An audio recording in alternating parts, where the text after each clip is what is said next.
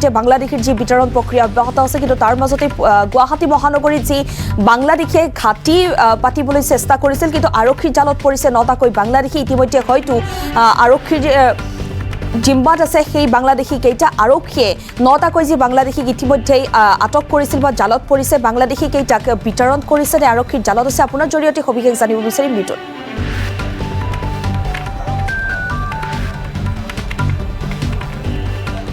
নিশ্চিতভাৱে সুৰভি চাওক এই মুহূৰ্তত যদি আমি ক'বলৈ যাওঁ তেতিয়াহ'লে মুখ্যমন্ত্ৰী ডক্টৰ হিমন্ত বিশ্ব শৰ্মাৰ পূৰ্বৰ কাৰ্যকালত আপুনি আচলতে পুছবেক প্ৰক্ৰিয়াটো দেখিবলৈ পাইছিল অৰ্থাৎ যিসকল বাংলাদেশীয়ে অসমত তেওঁলোকে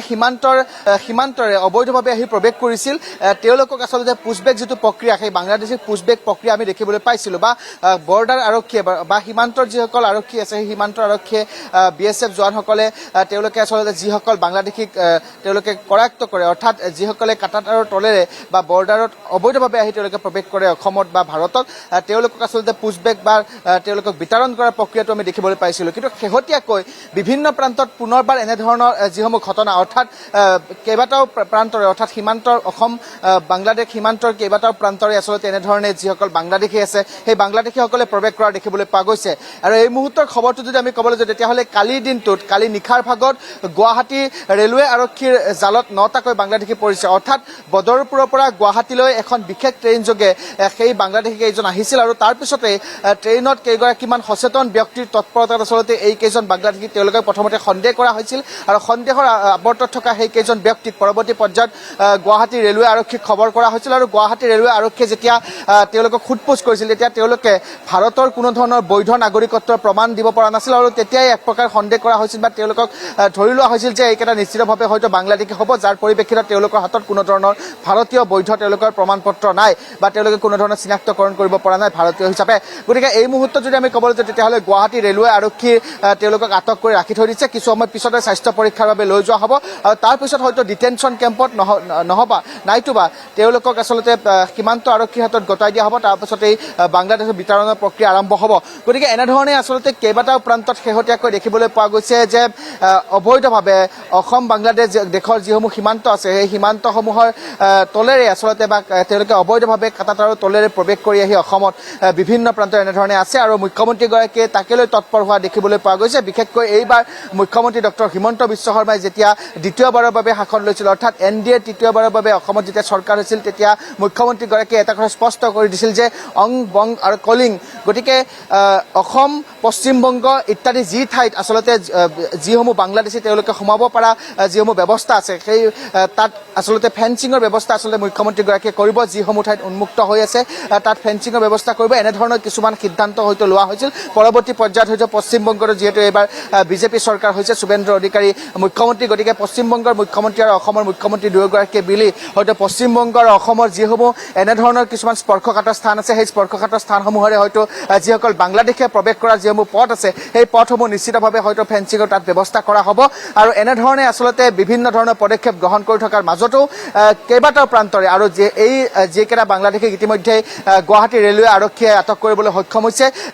তেওঁলোকে কাছাৰৰ অসম বাংলাদেশ যি সীমান্ত আছে সেই কাছাৰৰ অসম বাংলাদেশ সীমান্তইদি প্ৰৱেশ কৰা বুলি এই মুহূৰ্তত সন্দেহ কৰা হৈছে গতিকে শীৰ্ষ আৰক্ষী বিষয়া ৰেলৱে আৰক্ষী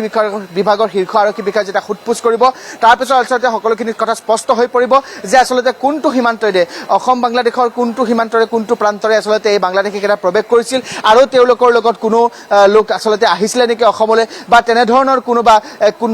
কোনোবাটো প্ৰান্তত অৰ্থাৎ এই যিকেইটা বাংলাদেশীক ইতিমধ্যে আটক কৰা হৈছে ইয়াৰ ভিতৰত 7গৰাকী পুৰুষ এগৰাকী মহিলা আৰু 2টা শিশুসহ আছে গতিকে এই কেইগৰাকী বাংলাদেশী আচলতে যিটো স্থানৰে প্ৰৱেশ কৰিছিল সেই স্থানত কোনোবা এগৰাকী এনেধৰণৰ ব্যক্তি বা কোনো এনে লোক আছে নেকি যিসকলে এই বাংলাদেশীসকলক অসমত প্ৰৱেশ কৰা বা ভাৰতত প্ৰৱেশ কৰা তেওঁলোকক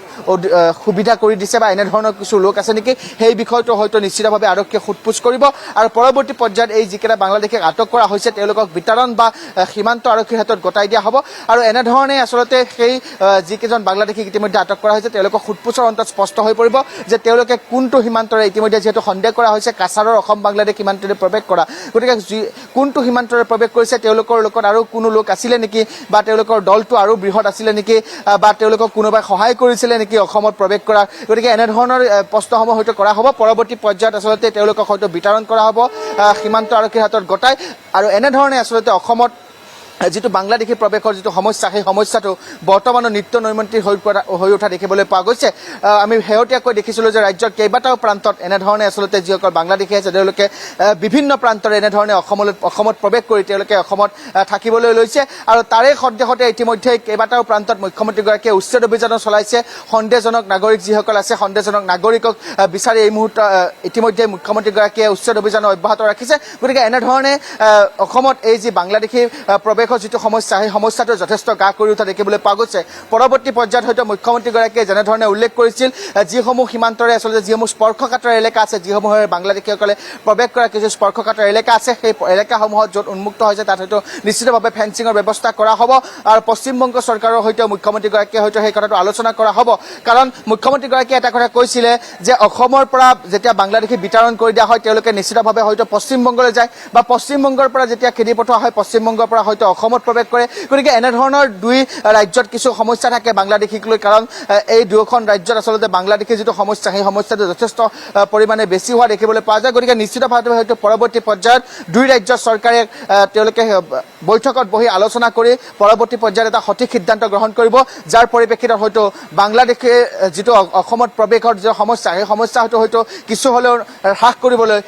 চৰকাৰখনে সক্ষম হ'ব বা তেওঁলোকে এনেধৰণৰ কিছু পদক্ষেপেৰে এই যিটো বাংলাদেশী অসমত প্ৰৱেশ কৰি থকা যিটো ব্যৱস্থা বা নিত্য নৈমিত্তিক এটা ঘটনা হৈছে সেই ঘটনাটো ৰোধ কৰিবলৈ হয়তো চৰকাৰখনে পৰৱৰ্তী পৰ্যায়ত সক্ষম হ'ব হয় মৃদুল দাস এই মুহূৰ্তত আপোনাক ধন্যবাদ জনাইছো আপুনি